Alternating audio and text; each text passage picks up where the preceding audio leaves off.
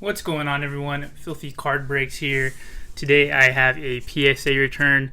Very excited for this one. I already know the grades and thrilled with the outcome. Before I get into this, it was a 12-card submission. 7 of the cards were mine and 5 were my friends.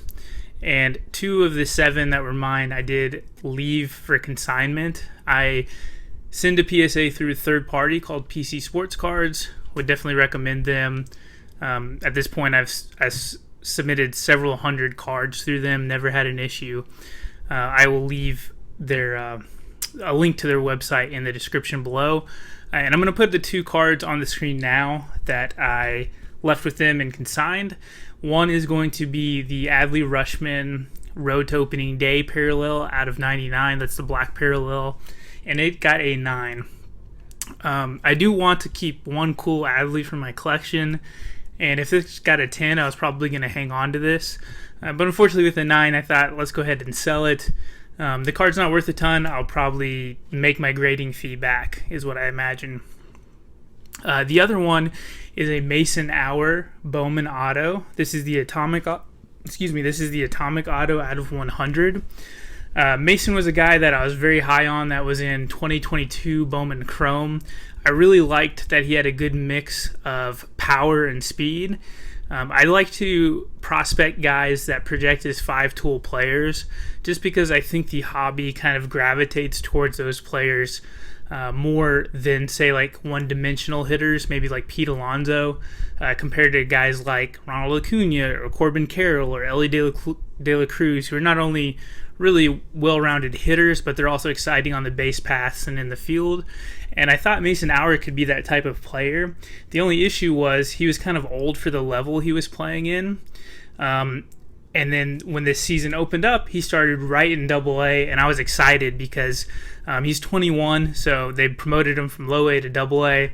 And I thought, we'll get a good idea of if he's going to develop into the player I think he's going to be. He was very successful at Low-A, but unfortunately he's been terrible. So I still have several of his autos raw. I submitted this one. I'm very happy to get the 10, but I am going to sell this to try to recoup my funds. He's just had a very bad season in Double-A, and typically Double-A is kind of where the talent level in the minor leagues it really showcases if you're going to be kind of an MLB player.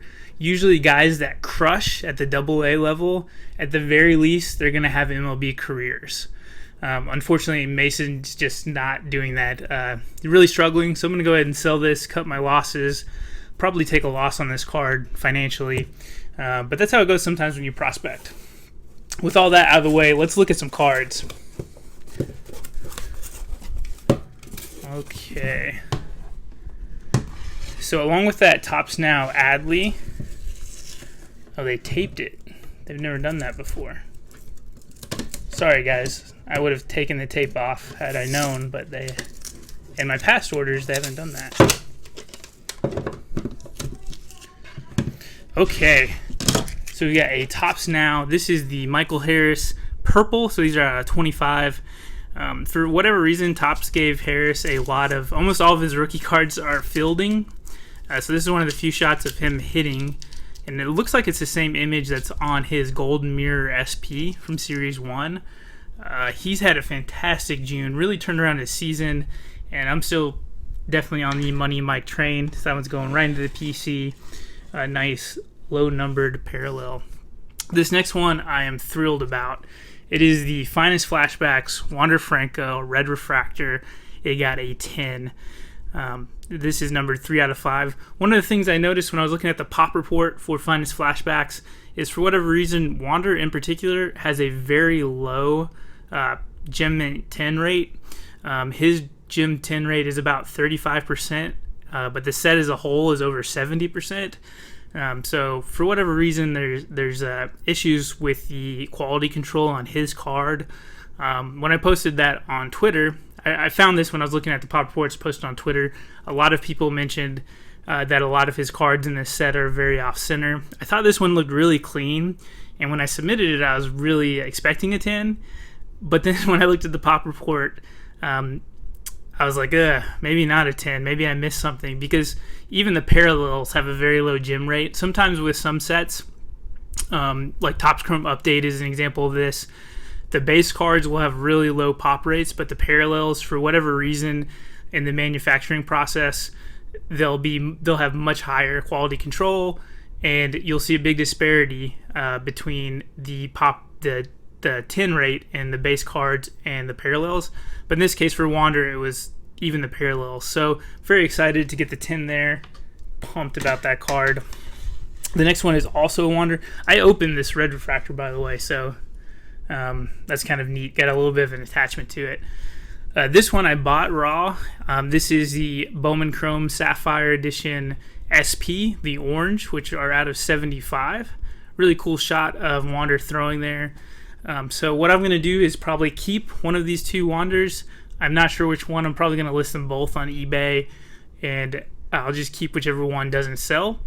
And then the other one, I like both these cards a lot. I'm going to hang on to, and it will be the one nice Wander Franco in my collection. So that's kind of my plan with those. All right, this next one is another one that I thought looked really clean and was hopeful for a 10, and it is the Spencer Strider Rookie Auto. This is the refractor out of 499, one of my favorite parallels for Topps Chrome.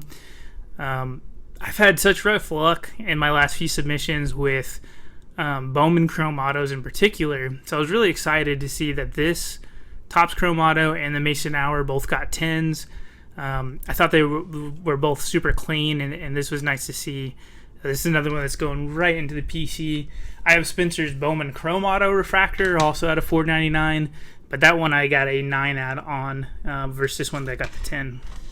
Okay, the last card from this submission that is mine is going to be a Bowman Draft Sapphire parallel of Mikey Romero. This is the yellow out of 99. It is the highest numbered parallel from this set, and we got the 10. So those are going to be my cards. If we include the two that I sold, I went for 6 or 7 on gem rate, and some of these are pretty low gem rate cards. So I was really thrilled with this submission.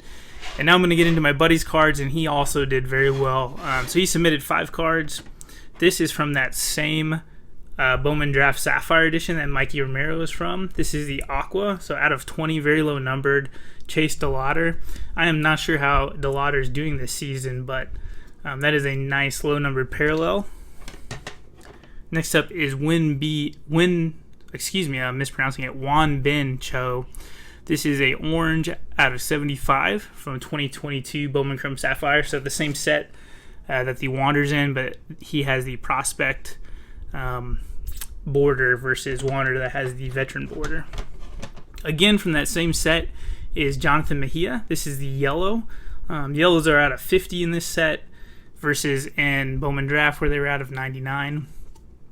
So that's a nice one for the Cardinals. And then the next two are both Bryson stock cards from that same Sapphire set. One is the SP, base SP, another 10, and then this is the yellow out of 50. This is the base card, so not the SP. This also got a 10. So my buddy also did really well. He went 4 for 5 with the only 9 being the Mejia. That's going to do it for the video, guys. If you have any thoughts, please leave a comment down below. I'd love to hear from you. If you enjoyed the content, please subscribe to the channel. Hit that thumbs up button for me.